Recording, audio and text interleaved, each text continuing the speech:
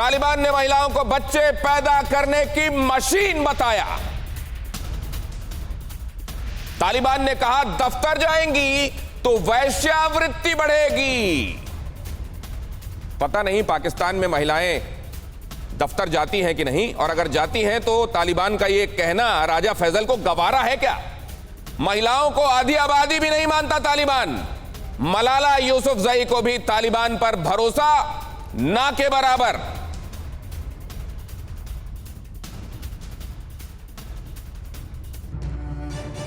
मैं एक बहुत छोटा सा कमेंट लेना चाहता हूं मोहम्मद सईद सादात से, जो अफगानिस्तान से हमारे साथ जुड़े हुए हैं। अफगानिस्तान में हर जगह महिलाओं का यही मानना है कि उनके हुकूक उनको नहीं मिल रहे हैं, या कुछ एक जगहों पर डेमोन्स्ट्रेशन हो रहे हैं? ये जरा समझाइए हमको। सर, मैं पहले ये बताऊंगा कि जो भाई ने कहा कि हिंदुस्तान चुपी चुपी आया और अफगानिस्तान में कुछ किया। मैं पहले ये बताऊंगा कि पाकिस्तान पहले आप जो बॉर्डर खोल रहा है कंदहार बॉर्डर की तरफ, बगैर पासपोर्ट लोग आ सकते हैं, जा सकते हैं, पहले क्यों ऐसा क्यों नहीं किया अशरफ गनी की हुकूमत में? अभी तो करता है। पाकिस्तान का बहुत बड़ा खौफ चाहत पूरा हुआ कि वो अफगानिस्तान अपना 5वां सूबा बन जाए, और यही भी हुआ। सारी तालिबान अभी उसके इशारों पर हरकत करती है। ये हुकूमत बना तो नहीं था, उसका ISI का चीफ आ गया अफगानिस्तान में। ये इनसे जाहिर होती है कि ये तालिबान सारी पाकिस्तान के इशारों पर चल रहा है। दूसरी बात मैं ये कहूँगा कि आबादी के बारे में पाकिस्तान ने हमारे लिए किया है। मैं हिंदुस्तान के बारे में कुछ बोलूँ, पहले आपने बताया कि सलमा की बंद, ये हमारे डेवलप के लिए बहुत बड़ा बात है। अभी तक पाकिस्तान ने ऐसा कुछ भी नहीं किया है हमारे लिए। हिंदुस्तान ने ये तो ऐसा काम किया कि हमारी डेवलप के लिए बहुत बड़ी बात है। इसके अलावा बहुत और कुछ किया है। हमारे स्टूडेंट सारे जाते हैं हिंदुस्तान। आप लाख कहिए कि पूरब से सूर्य उगता है, लेकिन अगर कोई मानने को तैयार नहीं है तो आप क्या कर लीजिएगा? ये जो आपने बात कही कि यहाँ पर पाकिस्तान का रोल क्लियर नजर आता है, और हर एक व्यक्ति को जो वहां रह रहा है उसको नजर आ रहा है। और इसमें राजा फैसल कह रहे हैं कि हमारा कम से कम वेस्टर्न बॉर्डर एक्टिव नहीं। अरे ये जो आप 5वां सूबा बनाने की तैयारी में हैं, वो कह रहा हम डूरंड लाइन नहीं मानते।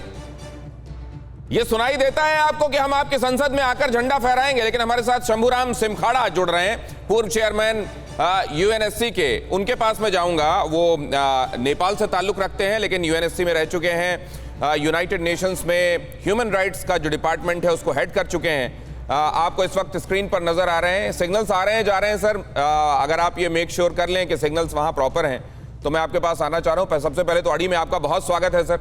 और ये एट्रॉसिटीज, ये पूरी दुनिया ने जो तस्वीरें देखी हैं, औरतों पर कोड़े और बंदूकों की बट से मार और पत्रकारों की चमड़ी उधेड़ मार कोड़ों से, इस पर आपका नजरिया सर? देखिए, ये जो ह्यूमन राइट्स के स्टेट है अभी अफगानिस्तान में, वो बहुत डिफिकल्ट और सीरियस है। लेकिन मैं समझता हूँ कि जिस स्थिति में in the kind of history that Afghanistan has had and the recent changes, these are difficult, serious, sad situation, but not completely unexpected. So if at all it is on the expected lines, sir, what is the way ahead? क्या करेगी ये दुनिया अब आगे? नहीं, इसमें बहुत सी चीज है। एक तो अभी जो इंफॉर्मेशन मुझे मिल रहा है वो तो I am getting it through media like yours, लेकिन द वे फॉरवर्ड इज, पहले तो पाकिस्तान में जो लोग अभी गवर्नमेंट में आए हैं तालिबान के, उन लोग को भी ये अच्छी तरह समझना चाहिए कि वो जो पहले के तालिबान थे, ऐसे बिहेवियर आज की दुनिया में नहीं चलेगा। इसीलिए अगर वो लोग अफगानिस्तान, लेकिन एक सेकंड, आप इनसे तब्दीली की कितनी उम्मीद कर सकते हैं सर?